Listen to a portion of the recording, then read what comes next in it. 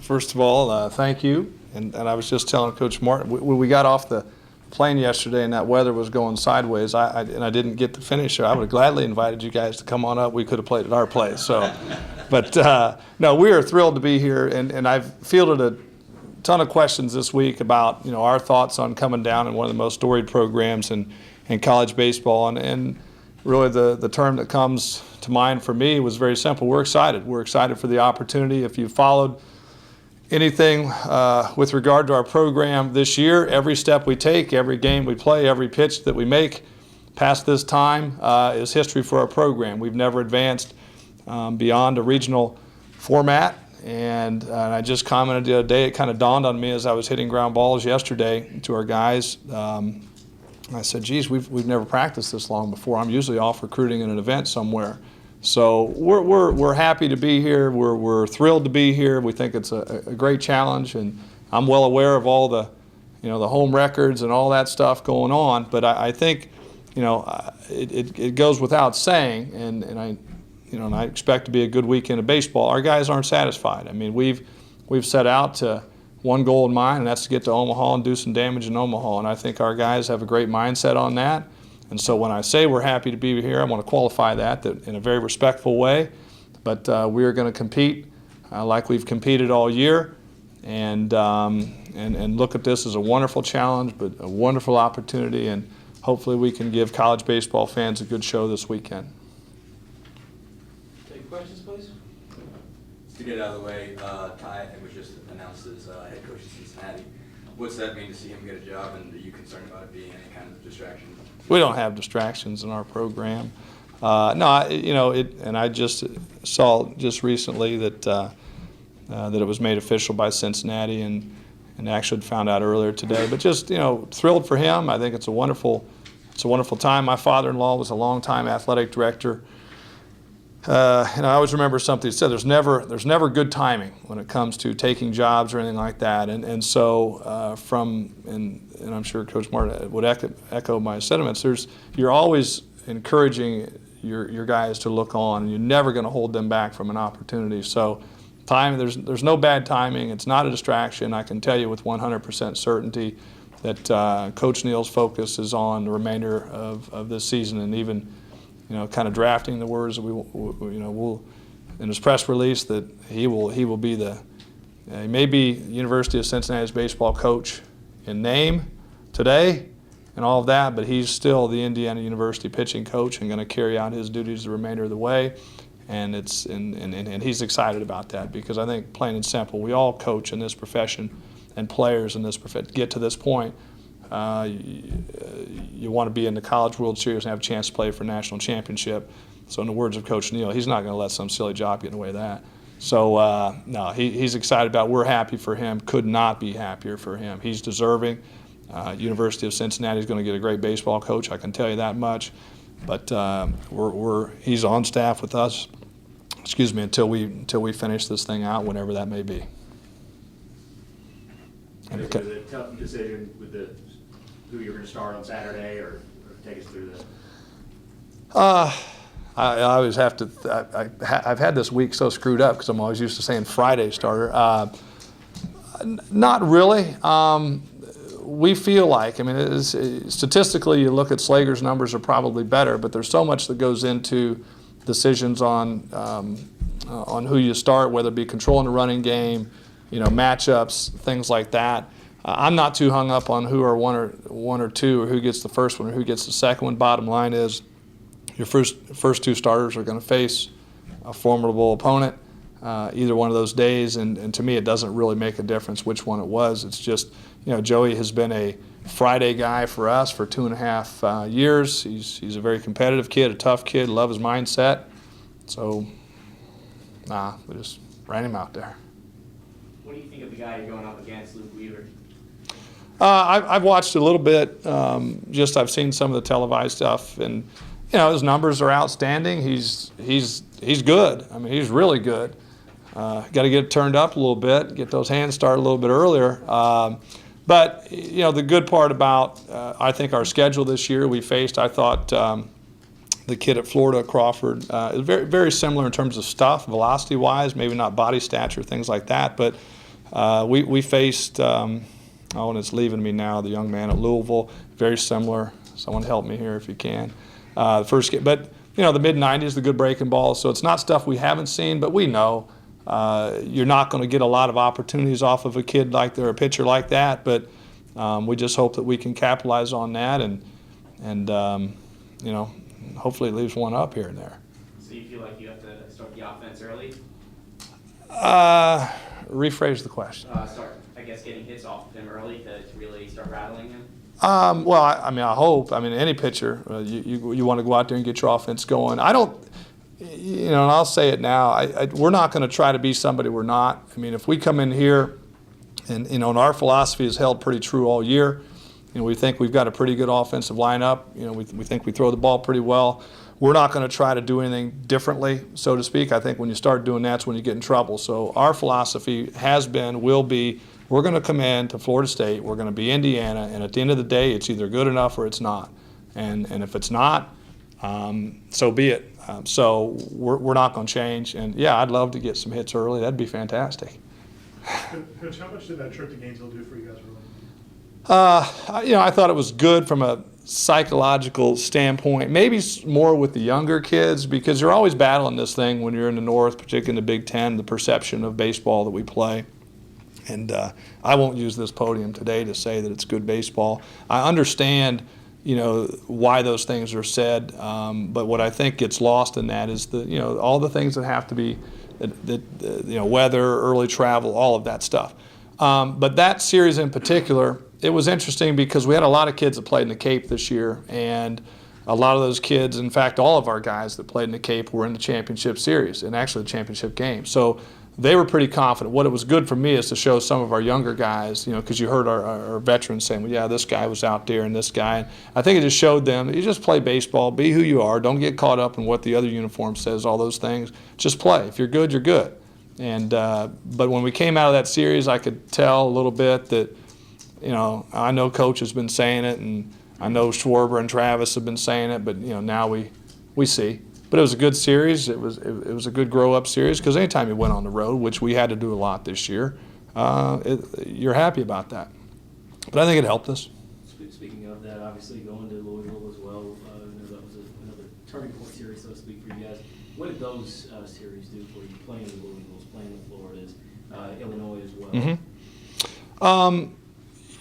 Well, you never know when you're setting up your schedule exactly how it's going to shape up to help you RPI and all of those things, but you try to schedule the best teams you can given budgets and all of those things. So the Louisville series, and I'll share it because it's been well talked about back there, but we kind of identified, and the players identified some goals at the beginning of the season, and we put them out there, and I don't make them, they do. And I noticed in their top 10 were, win the Louisville, beat Louisville 2 out of 3, so win the series and win the Florida series. And those were clearly important to them. And, there's some other ones that we're still yet to accomplish, but I think that meant something to those guys when they saw that on the schedule, and to be able to check those off along the way, good for them, good for us. How has it prepared you for the postseason, facing teams like Florida State? Oh, absolutely. I don't know I know the Florida thing. I know Florida State plays Florida, but Louisville's as good as any team I've seen in the country, and so I think that's a confidence builder. And answering the initial question, the arms that they throw at you, they got guys throwing 100 miles an hour. So it certainly helps you from the standpoint of you're not trying to convince your guys when you come and you play a Florida State, hey, you can do this. They already know they can do this. So now it's just seizing those opportunities, and I still it's. Tim Corbin, to me, says one of the greatest things. It's not always the best baseball teams. It's the teams that are playing the best baseball. So we just hope that we're playing good baseball this weekend. Tracy, when the season began, with all these pieces that you had coming back, did you foresee a season like this, a historical type season? No. I say no because it was funny. I looked at that schedule, and until you've gone through baseball in the North, it's tough for people to have an idea of what it is, because you can know you have a good baseball team, and you can know that your baseball team's going to be good by this point in the season, And when I looked at that schedule and I saw Louisville and, and UConn and all these guys early, Florida, I was like, boy, if we could just be, and I won't tell you what I said, but this, by the time we get back, I'll be happy with that. Because you're going to go through some growing pains. You got to try some young guys out. But when we came back at the position we were in, I felt pretty good about it. But did I see all of this stuff? I knew we were capable, but when you haven't done it before, I think people they think, you're just kind of talking in the wind there a little bit. But this team was capable, and I was and I'll just say this, I was really frustrated at the end of last year.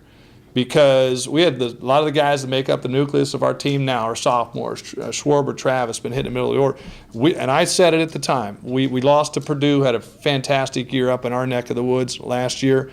There were not 64 teams playing better than Indiana University last year. And I said there's probably not 30 of them playing. I knew we were going to be good.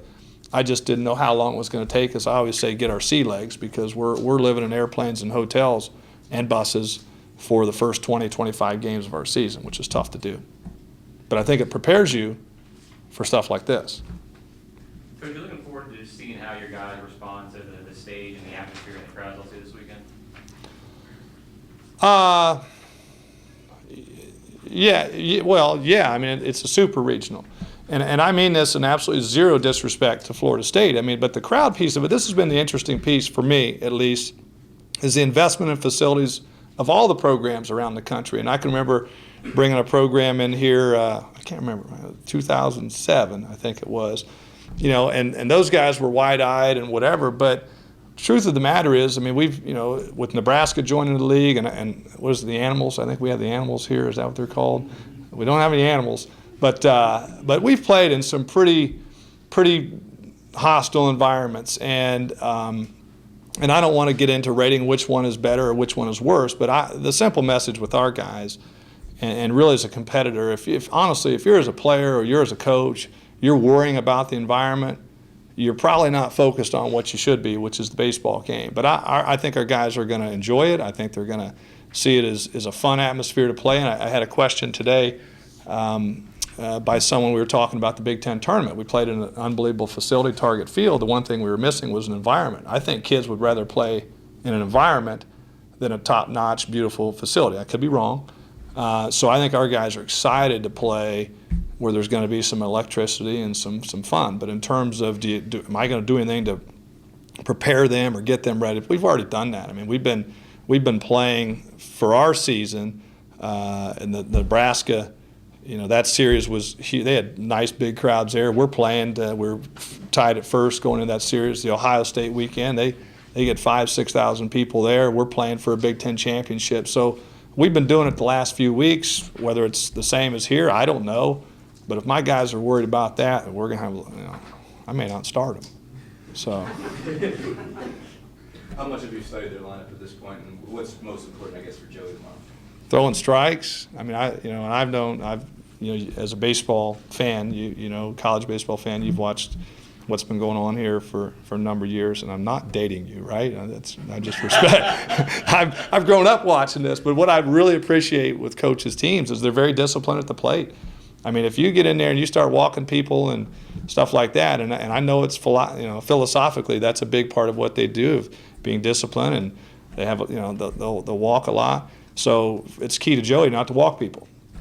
Throw strikes, make them beat you, and that's true with Florida State or anybody. But I think that's going to be even more important here when you get to this point in the season. And I keep saying it. Baseball games at this level now are going to come down to one or two situations during the game and who executes better. And if you add potential base runners in those scenarios and they don't have to earn those base runners, then I think you're really putting yourself at a disadvantage. For those of us who haven't seen you guys as much this year, how explosive is the middle lineup? I mean, we see the numbers with Schwarber and Travis and all that. Yeah. They're good. I mean, but pitching neutralizes good hitting any day of the week, I'll still say. But the nice thing about having guys that have that capability, it's like we never feel like we're out of a game because one swing of the bat you're in. I mean, I've had teams where if we don't do it by a certain part of the order, it's like, all right, we got to wait till those guys come back around. I'll say that they've made me a better coach You know, you have those guys in the middle like that, but it's real. It's not, it's not fake. I mean, these guys are getting it done. They've gotten it done, and as I said earlier, they were successful seasons in the Cape. Scott Donnelly hitting behind, those guys in the middle. He had a tremendous year last summer in the Northwoods League and has carried it over. So it's pretty consistent. We've been pretty consistent all year, but if you get a good pitching performance against you, it neutralizes that. But at least to me, you still have the chance, the opportunity. But I think people are going to appreciate maybe the offensive piece, but I don't. I always say that, and then I would lose track of the pitchers aren't bad either. Have the guys been as loose as you were hoping, I guess, coming into this? They've not surprised. This group is just very mature, and I said it to some of the reporters today earlier. If you watched any of the stuff when we won the championship, we won the regional. There was no dog pile. There was no gigantic celebration. There was none of that really going on. The guys were casually shaking hands, and I said it from the game one when we beat Louisville when they were ranked number 4. That bus back to the hotel was like we just lost 10-0. I mean, these guys are very matter of fact. They know what their goal is. They know what they want to accomplish. And so there are times when I'm like, these guys are ready to play, and Skip, we got you. All right, go get them. So I think their mindset is fine, and we go out and lose 2, we can go out and win 2, but I'm not going to sit here and say that I'm worried about their attitude. I'm not. When you get to this point in the season and you're playing teams that you're not familiar with, I mean, how deep can you go in evaluating your opponents? It's a great point, because even if we do play, and those that have followed our teams or asked me questions back home, is I'm not real big on all of that stuff, because this game's been around a long time, the game of baseball, and I still think if you do a few things well and you just focus on who you are, either you're going to be better than your opponent or you're not. And we've watched a little bit of what we've seen on TV. You analyze the numbers and you look at that, but it still comes down to our pitcher making a pitch or their pitcher making a pitch, and all the little individual battles that happen in a game. So we're not going to, and I never have been, we're not going to get totally caught up in trying to neutralize what they're doing. We're going to be who we are, and at the end of the day, if that's not good enough, it's not good enough. So we're going to have confidence in Indiana and just go be Indiana. Coach, you have a few kids from Florida on your roster. How were you able to, like Nick from Tampa, how are you able to go in and get a guy like that? Well, my departing assistant coach has done a really good job in recruiting and getting out there, and he saw him and just kind of developing that relationship, and brought Nick up on a nice January day in Bloomington when it was 16 degrees out, and the rest is history. So.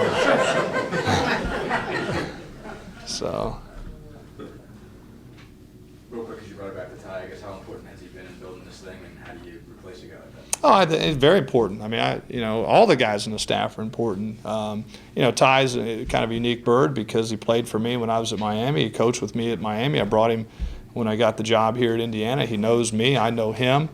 I don't think you can ever replace somebody like that because of all the unique situation of him being a player and also coaching with me. But I think he's done a good job of making this a better job for somebody else to try to fill his shoes. So we'll take our time and try to get the right person in here that's going to be a good blend with not only me but fit into what we're trying to do at Indiana. But I'm not going to try to replace him. I'm going to have a lot of fun watching him build a program at Cincinnati.